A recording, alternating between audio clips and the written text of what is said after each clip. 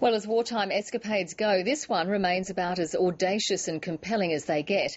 It's the story of the Kite, a fishing boat carrying Australian commandos into Singapore harbour in 1943 with devastating success against Japanese shipping.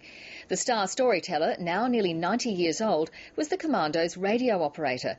Jeff Sims met up with him at the National Maritime Museum.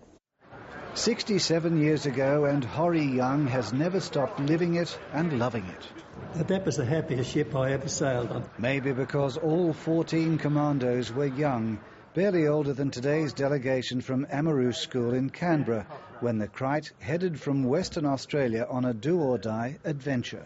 A nightmare might be a better description. Blacked up and disguised as local fishermen, they got past the Japanese into Singapore harbour on this 20-metre wooden boat, named after a deadly Asian snake. And then in canoes they stuck limpet mines on Japanese warships.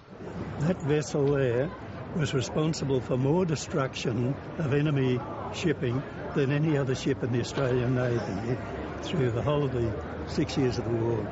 So it's not a bad effort, is it? And all this time, the Kite was itself mined and the commandos ready to blow it and themselves up if they were challenged. It's not as if the Kite took part in one of the major campaigns of the war, nor even the fact that it was successful.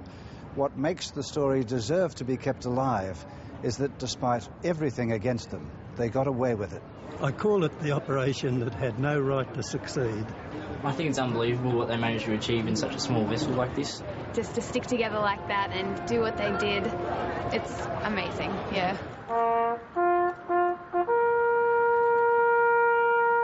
The navigator got us there and he got us back, and without any casualties, so we couldn't ask for much more than that, could we?